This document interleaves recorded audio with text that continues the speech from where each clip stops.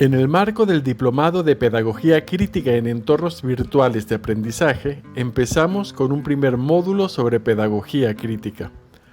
Vamos a introducirlo con esta primera unidad reflexionando sobre qué entendemos por aprendizaje. Este diplomado se propone en el marco institucional de la Escuela Venezolana de Planificación. En los procesos de educación institucionalizada, alguien que posee alguna experiencia se la transmite a otros mediante acciones que responden a ciertos intereses institucionales.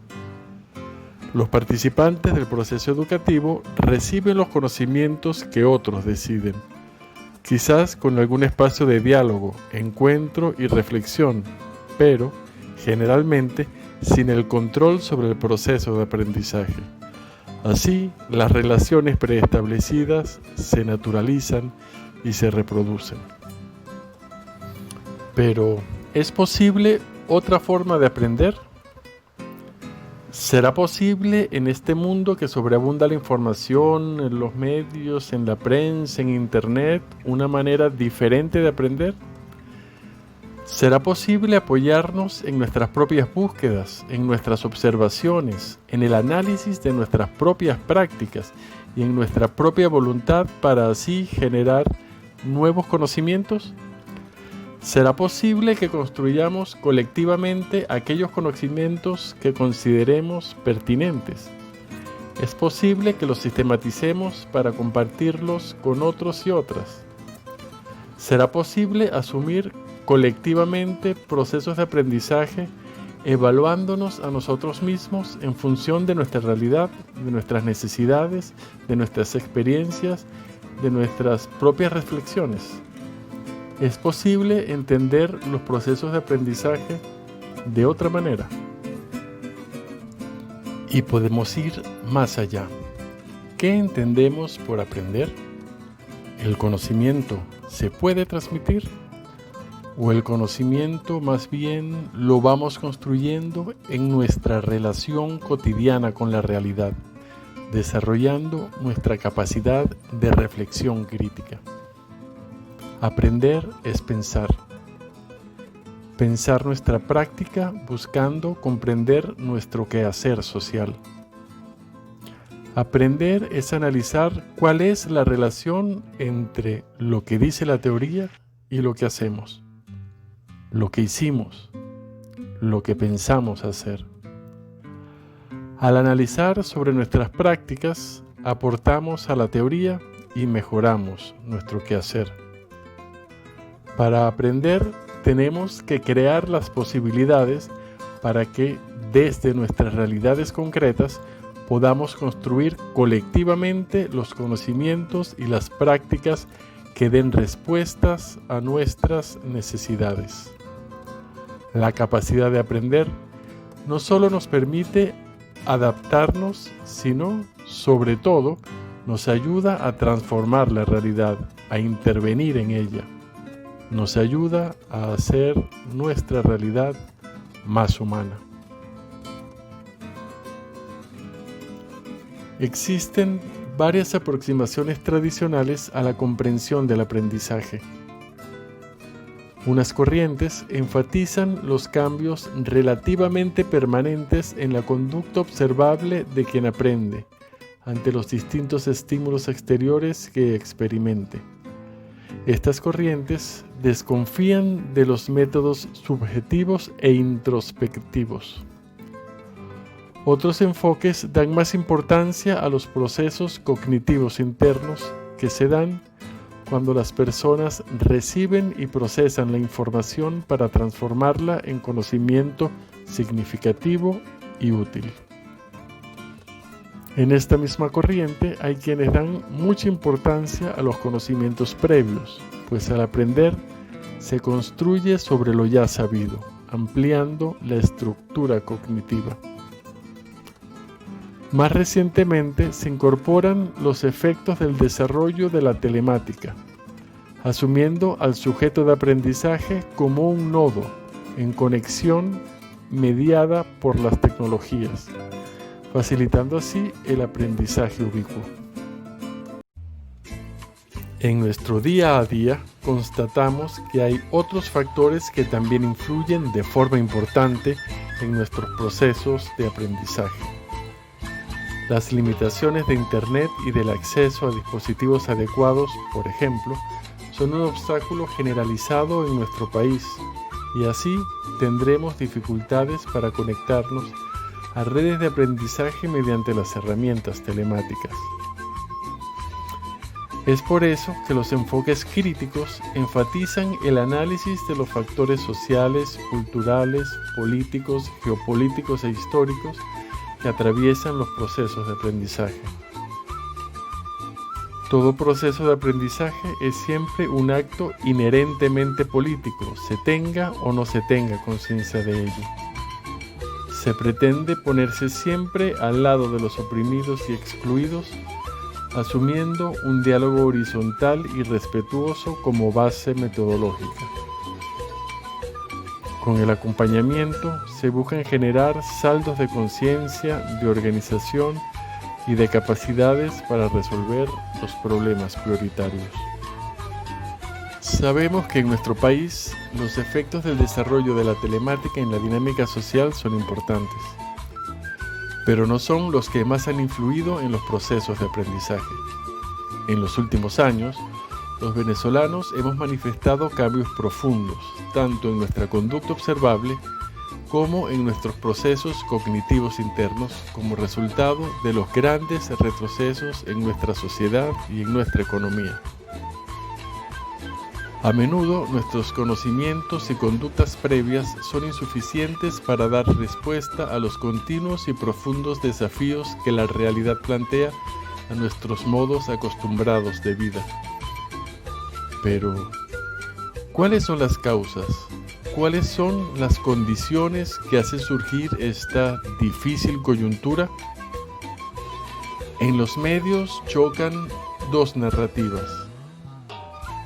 Una proclama que las limitaciones al libre mercado y la corrupción han hundido al país en la miseria, mostrando la inviabilidad del socialismo.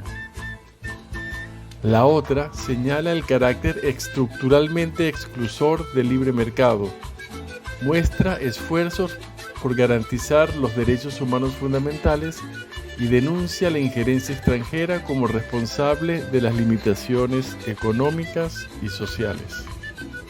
La pedagogía crítica nos invita a analizar los factores sociales, culturales, políticos, geopolíticos e históricos que inciden en los procesos de aprendizaje. Desde el nivel macro hay que considerar la asimetría de poder en el mundo. Solo unas pocas decenas de países tienen una renta nacional bruta superior al patrimonio de Bill Gates. Walmart, una empresa transnacional, posee ingresos anuales mayores que la renta nacional bruta del 75% de los países del mundo. Elon Musk reconoció recientemente su participación en el golpe de Estado de Bolivia para acceder al litio que requieren sus empresas. El poder financiero transnacional incide en la dinámica política interna de todos los países del mundo. El Departamento de Estado de USA orquesta sus instrumentos de poder, ya sean diplomáticos, mediáticos, económicos, financieros y comerciales, aplica también filtraciones institucionales e influye en los organismos internacionales, perpetra incluso actos militares encubiertos o intervenciones militares abiertas con la intención de imponer gobiernos dóciles a los intereses económicos de las transnacionales que patrocinan tanto a demócratas como a republicanos. Si el poder financiero y económico transnacional subordina al gobierno de USA y a sus políticas exteriores, con más razón, los grupos económicos de los países débiles subordinan en la mayoría de los casos a sus gobiernos nacionales. No se entiende la gestión política ni los resultados sociales o económicos de un gobierno si no se consideran las presiones que recibe tanto de la política exterior de otros gobiernos como de los grupos económicos transnacionales o locales. De estas presiones depende si la educación es considerada una mercancía a la que acceden solo unos pocos privilegiados o si es tratada como un derecho que se garantiza a todos los ciudadanos, asegurando los recursos necesarios para que sea gratuita y de calidad. La pedagogía crítica nos devela cómo los procesos de aprendizaje en una sociedad son condicionados por las políticas públicas en educación, que a su vez dependen de tensiones económicas, políticas y geopolíticas. El proceso de aprendizaje es una actividad que depende de la responsabilidad personal de cada uno, pero que siempre se desarrolla en un contexto social, cultural y político. La decisión e interés que tenga un gobierno en implementar políticas públicas efectivas en educación condicionará las capacidades institucionales del sistema de educación pública de esa sociedad. Esa fortaleza institucional permitirá el desarrollo de una educación pública gratuita, inclusiva y de calidad que garantice las condiciones socioeconómicas para que educadores y estudiantes desarrollen sus procesos de aprendizaje de manera efectiva. La calidad de la infraestructura educativa, el salario, la seguridad social del personal docente, administrativo y obrero, el equipamiento, los materiales y recursos didácticos con los que se cuenten, la capacidad de los centros educativos para garantizar bienestar social a sus estudiantes, entre muchos otros factores, dependerá de la planificación, del seguimiento, de la evaluación y del control de las políticas públicas en educación.